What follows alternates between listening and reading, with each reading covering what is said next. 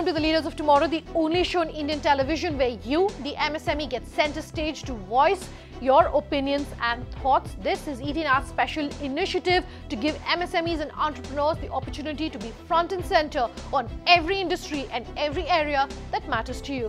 Today on the show on Direct Connect, we bring you a panel of experts who are answering in all the questions you've sent us. And later on the show, we're bringing you Techpillar and Vision Earthcare on our Small Giants segment. Thanks for sending in all your queries this week, and to answer in your questions, our experts in studio this week on Direct Connect, PK Malhotra, the former Deputy Managing Director of SBI, and Ashish Fafadia, CFO of Bloom Ventures. Take a look.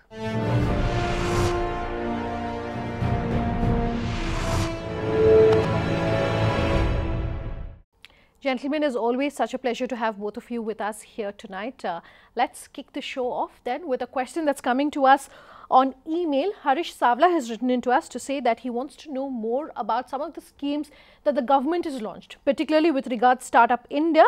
He wants to know how an MSME can take advantage of this and how companies which are in existence at the moment can also take advantage of this. Do you want to tackle that first question, sir?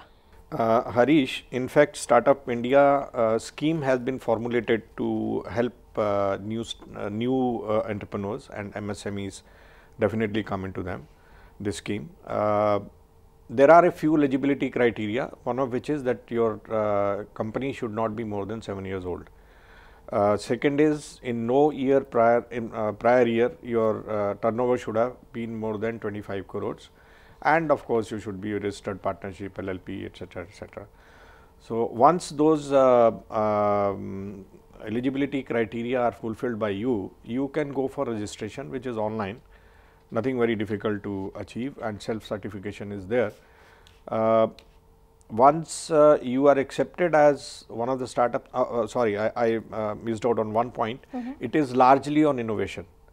So, your business has to be on the innovation side, innovation in processes, innovation in manufacturing, whatever, but innovation is the key word. So, if your MSME is looking at new way of doing old things or new way of doing new things, then definitely you will qualify. Once you are part of the Startup India scheme, you get a lot of exemptions in terms of income tax, in terms of preference in government tendering, and in terms of capital gains tax also. Okay, so Harish, that's in response to your question. Let's take in our next question. DP Badani has a question for us. Go ahead. I know RERA is coming to effect from 1st May 2017. Now, the question I like to put before you is that whether RERA is applicable to ongoing project, or it is applicable only to the projects which are coming after 1st May 2017. Now, this is specifically with regards real estate, of course, and real estate apart from GST also has RERA. RERA is going to simplify things, particularly for consumers, because the expectation is that they're going to start paying lesser for properties.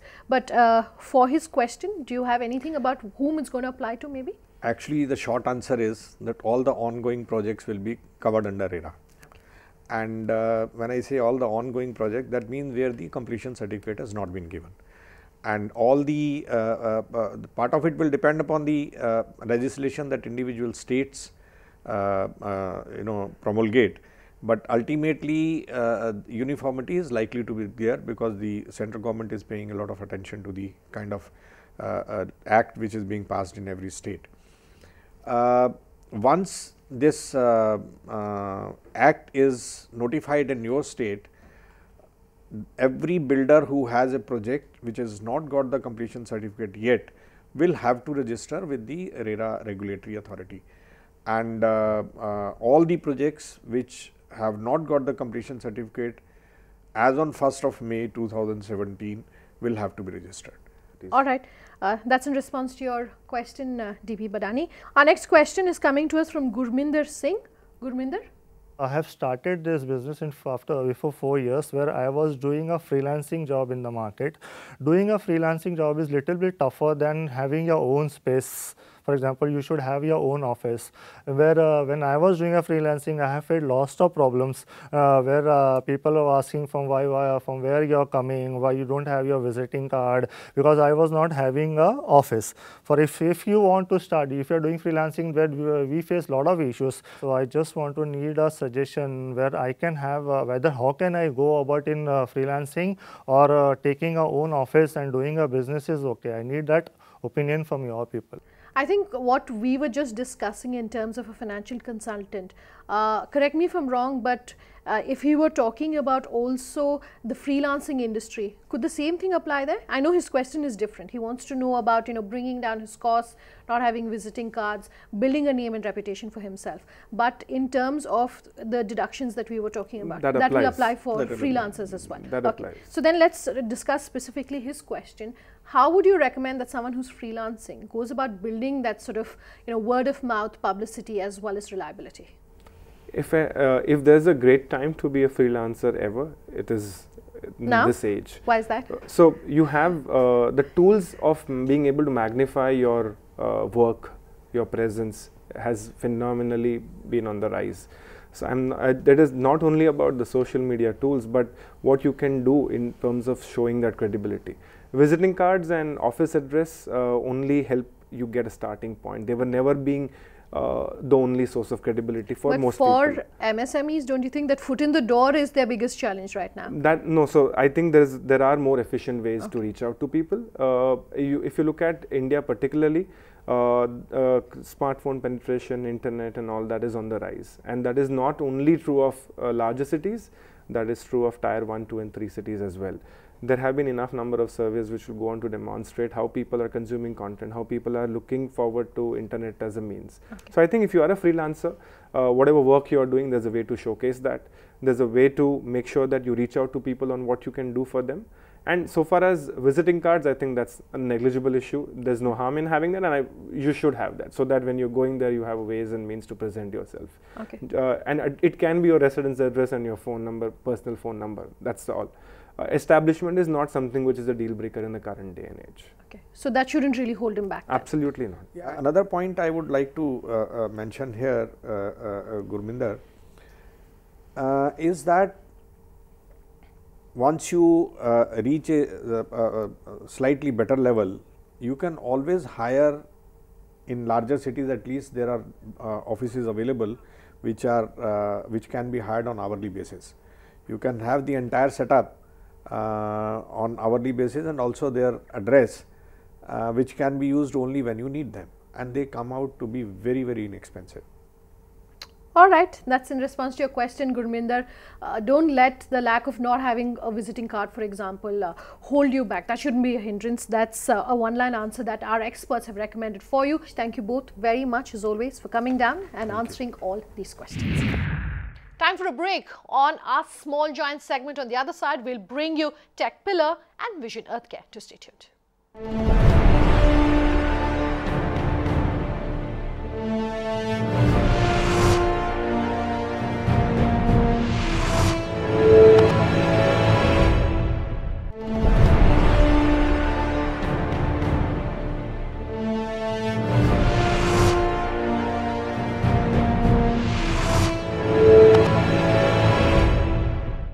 Back with us here on The Leaders of Tomorrow, and tonight we're focusing on the IT space and bringing you the story of two innovative companies, Techpillar and Vision Earthcare, on our Small Giant segment.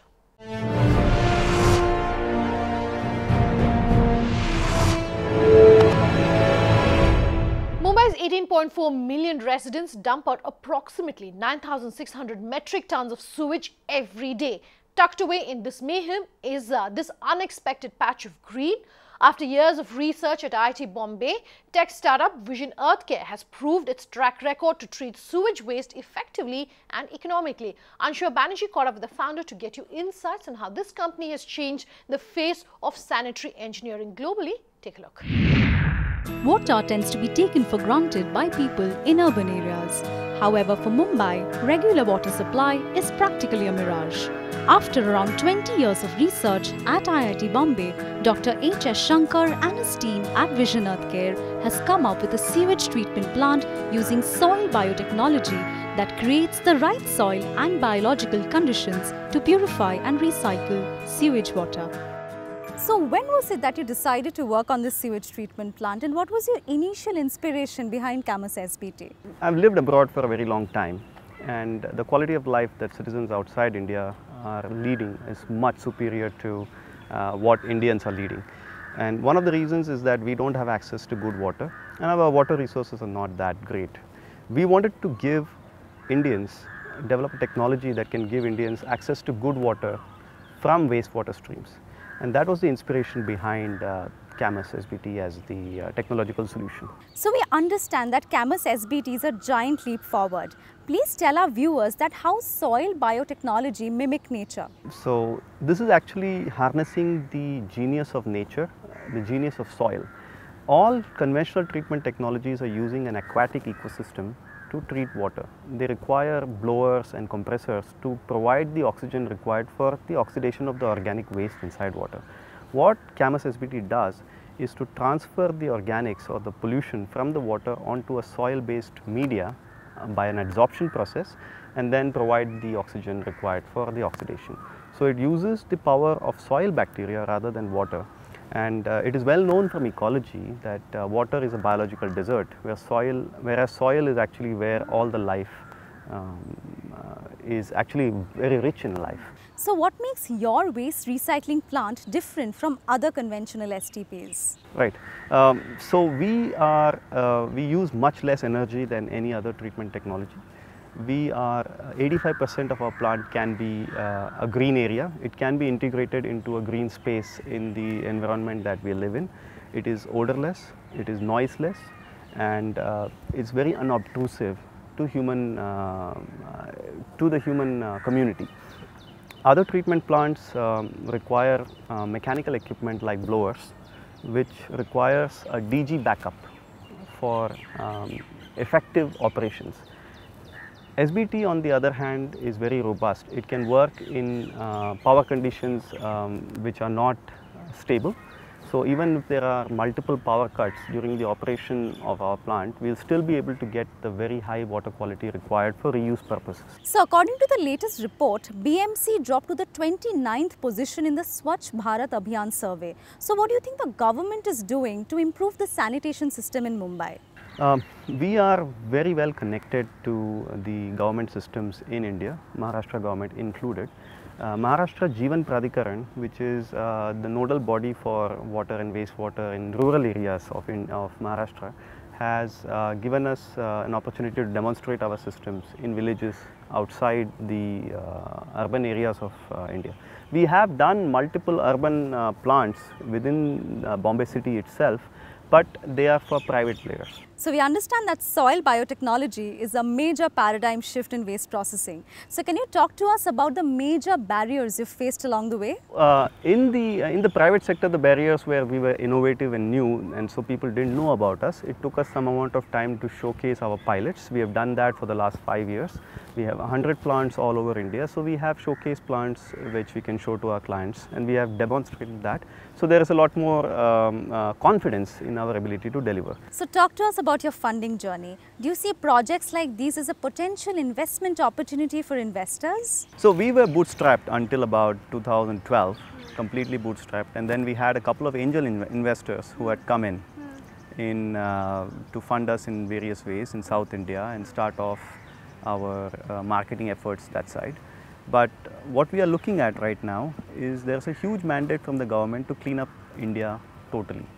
And we believe that we will be one of the premier technology providers in this effort, and the investment opportunities in this is very large. As we put an end to this conversation, we would want to know that what is your growth story like, and how effective do you think your project is in Tier 1 cities? Absolutely. All urban areas are our key growth markets. We started in 2010 with 100 KLD kind of installation per year, which is equivalent to 1,000 people equivalents. As of date, we are doing 20 MLD combined capacity this year, which is equivalent to 0.2 million 0.2 million people equivalents. And we expect to double that or triple that even as we go along in the next 5 years. per year and then expand at a rapidly growing space. And we expect to be touching the lives of at least 10% of India's population in the next 5 to 10 years. Dr. Shankar dreams of constructing an ecosystem which resembles nature through soil biotechnology, which will create an evergreen factory that treats the city's sewage to produce clean water for construction and agriculture. Vision Earthcare is looking to expand by aligning with government and private players, adding to their clientele and building a foundation towards a better future. Choosing the right software and hardware to ensure the robustness of your business is key to being abreast of competition. With the plethora of options available, picking the right technology for your company can prove to be a challenge.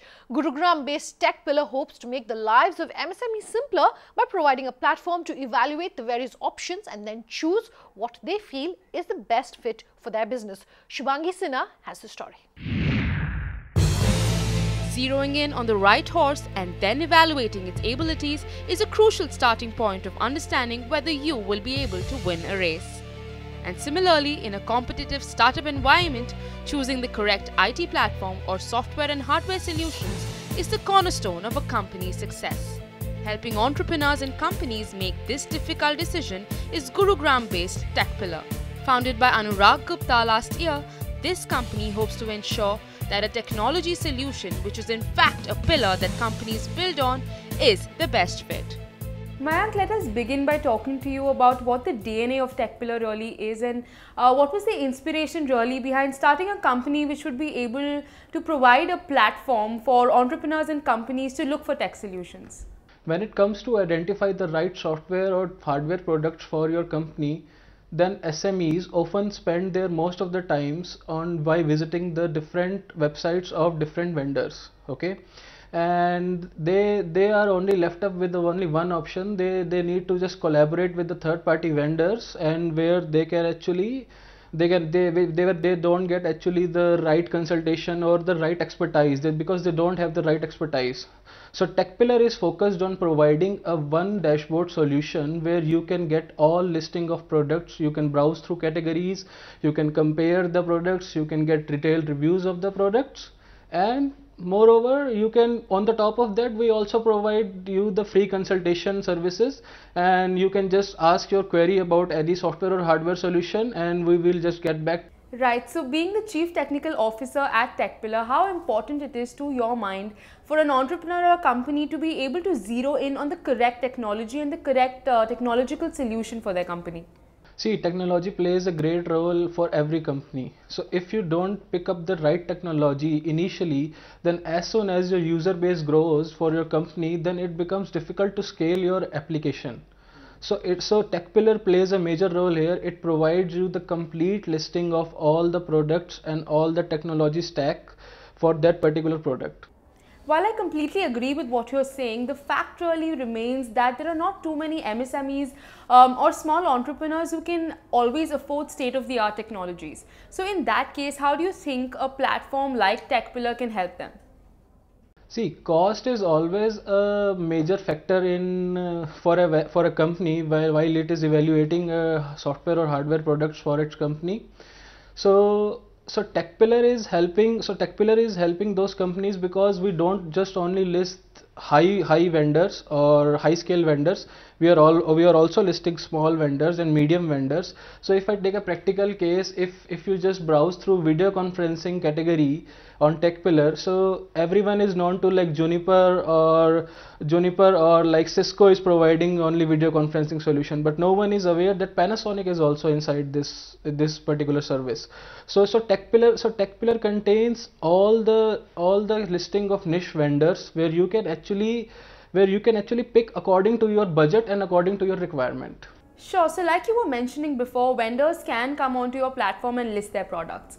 Now, how are you really able to ensure that these products are in fact of the best quality so that the customers don't really have to face challenges with it later? Yeah, so quality of the vendor's product is very important aspect, and we have a product team for that. So they go through the vendor's website and just verify all the information, and they also make collaterals and Excel sheets and just maintain all their data, and just verify through public domain. Still, if they are not confident enough, they also reach those vendors. And once we are confident enough that yes, this product is authentic, yes, this product is very good enough, then we list it on our portal. Right, so talking to you about the market in general, we've all seen a huge e-commerce boom in the country, but we haven't seen a similar situation for companies who want to retail tech products online. Why do you think that is the case, and how do you think we can overcome that? While if I talk globally, selling online products is like doing good. Online selling products is doing good if I talk globally, but in case of India, the market is highly fragmented. This market is highly fragmented because there are many small vendors who have just made their own websites, own platforms, and they are selling through that. So Techpillar here is playing a major role because Techpillar is aggregating all those software, all those hardware products and listing them on their one portal. Right, so Mayank, we've all heard of financial literacy and how it is important to be financially literate. Now, I'm going to extend this and extrapolate this to technology, and what are your comments really about how important it is for a company or an entrepreneur to be tech literate? How important is tech literacy? See, tech literacy or awareness of technology totally depends upon how good you are just spreading your knowledge base. So many companies consider blogging as a good technique. So we are also following blogging as our technique. So we have our technical team who publishes articles on a regular interval of time. We have a reader base also. We send them emails whenever a new blog is published on our website. We just send them emails, and they just come to our website and just reads, and they can also comment. Commenting system is also there for any questions about that particular blog. With exhaustive listings of quality vendors and information products across 25 categories, Techpillar makes the process of technology evaluation seamless, thereby empowering entrepreneurs to partake in the dream of a truly digital India. Completely out of time then on this episode of The Leaders of Tomorrow. If you have any thoughts about the show or you are interested in being featured on The Leaders of Tomorrow, do write in at leadersoftomorrow@timesgroup.com. Reach us on social media using the hashtag LOT on Twitter, or tweet at me personally, in fact, at Sunanda_J. You can also reach us on Facebook on our Facebook page, Leaders of Tomorrow, on ET Now, or call us on that number you see on your screen. We promise to have all your questions answered, and we love hearing from you. Thanks for watching. Have a good night.